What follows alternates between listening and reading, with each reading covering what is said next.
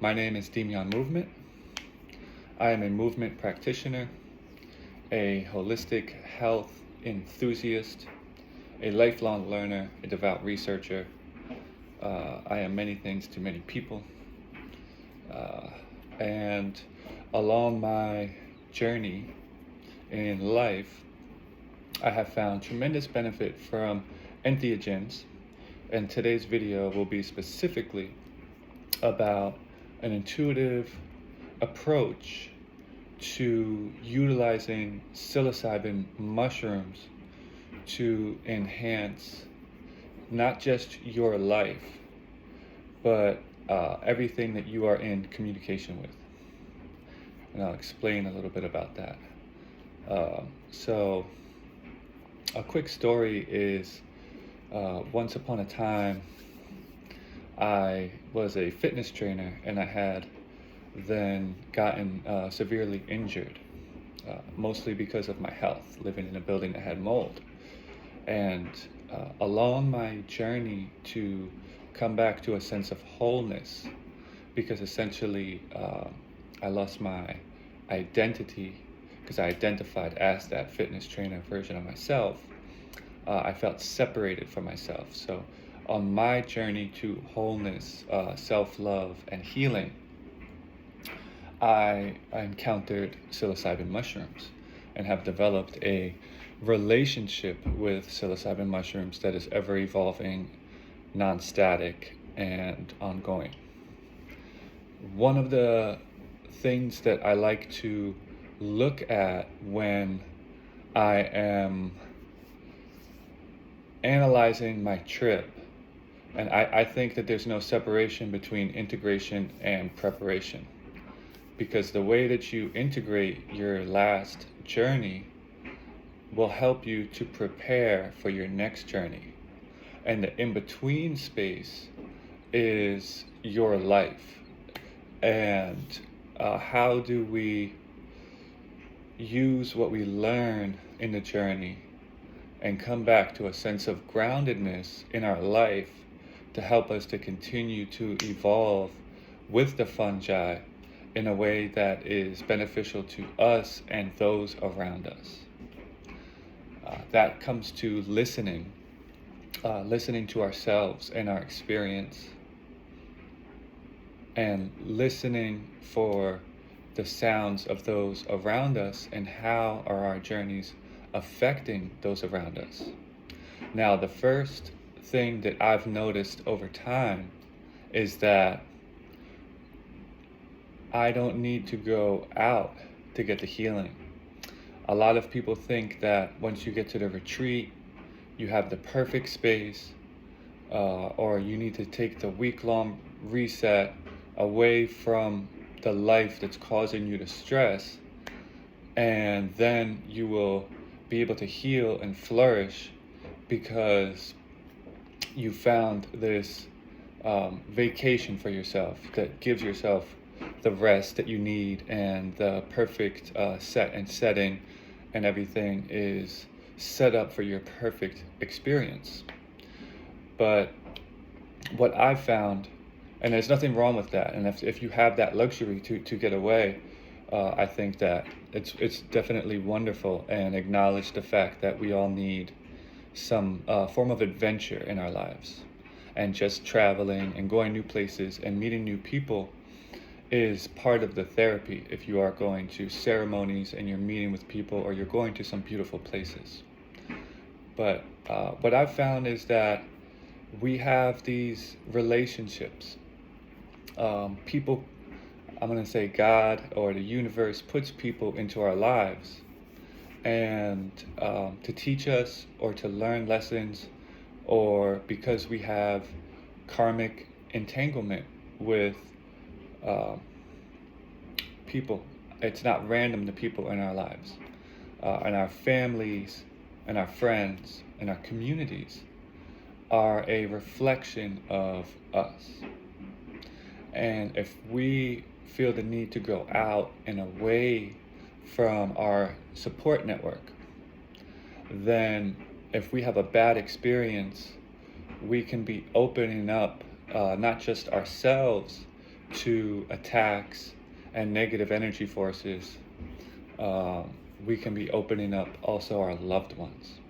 So it's very important that when we enter the psilocybin space, that we first come from a space of love within our heart for ourself, because without self-love, it's going to be very difficult to have love go out.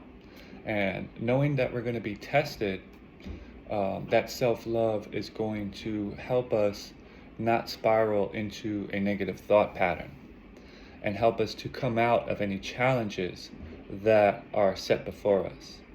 And to remember that Hercules is Heracles, so he got the name to please the goddess Hera.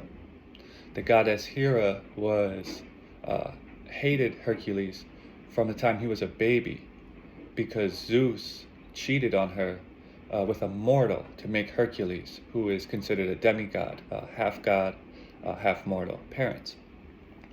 But Hercules had all of the challenges in his life, and he accepted those challenges as a way to make himself stronger. That's just a quick example, and sometimes I think stories illustrate these things better than we can if we just give advice or say a fact. So moving forward, it's these stories that play out within our own mind, and the narrative that we dance with.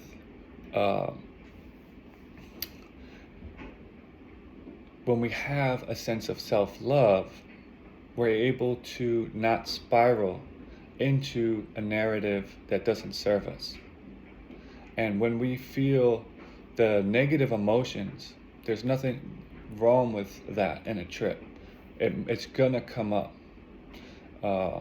But my barometer for, am I in the right setting? Have I set up my space the right way? Have I put sacred objects near? Have I saged? Is there a Wi-Fi next, or noises that are unsettling? Am I enough time in nature? Like, what is my surroundings? And then my setting is my mindset. My mindset is not separate from my day-to-day reality. So have I woken up and meditated or exercised, gotten my diet to feel really good, done intermittent fasting, had morning sunlight? And that's also, your mindset is connected to your relationships. So have you been arguing or fighting or impatient or feeling like there's these conflicts going on in your life? Now, there's no judgment. We all go through ups and downs in our life. But the journey to establishing the ability to return to harmony, it comes from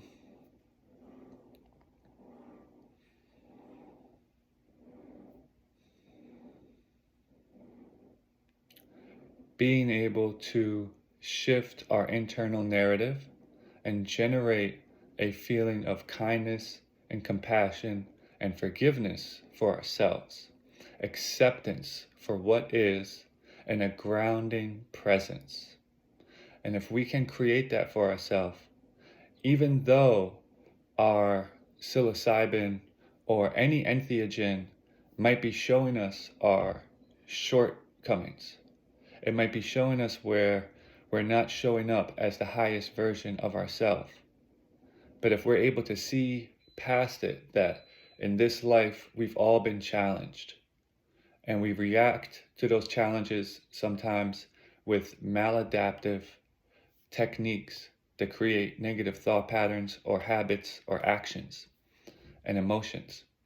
But if we see that that was a challenge, and we can go back through our past and create senses of forgiveness for ourselves, and then bring ourselves into a state of love, and then to be able to feel that love for ourselves and others,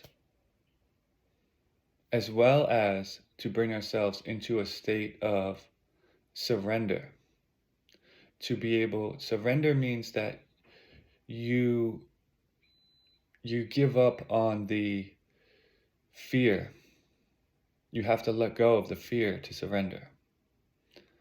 And also that comes with listening and accepting. And when the mind quiets down, you can finally hear the birds chirping. And as they say in one of my favorite books, Reality Transurfing, you can hear the rustling of the morning stars. So you come into a greater sense of noticing in your state of expanded consciousness and heightened awareness. So this is how I do my journeys. It's intuitive. So when those challenges arise, when you're shown your shortcomings, when the fear or discomfort, whether it be in your stomach, in your gut, and it makes you go into a lower posture, or whether it be in your mind, and it makes you kind of tense your face, and that is, can you see that first as a challenge and not as proof that there's something wrong with you?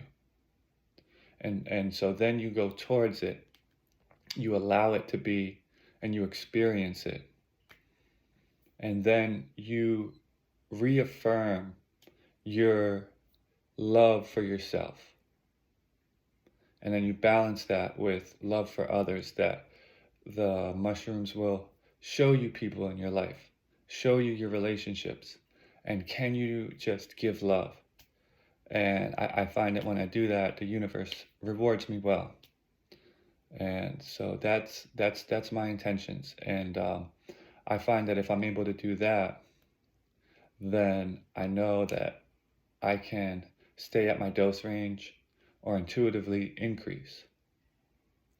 And I know that if I feel that I need more healing and I'm not at that higher level that I would like to be, I know that my dose range needs to go down. And I can find the right frequency of smaller doses that can also create playfulness and curiosity and fun, as well as remind me to love. And when I have that, I have the support of those around me because I am loving. I am in the vibration of love. And we are as healthy as our support system. So I hope you found this video helpful, and I'll talk to you next time.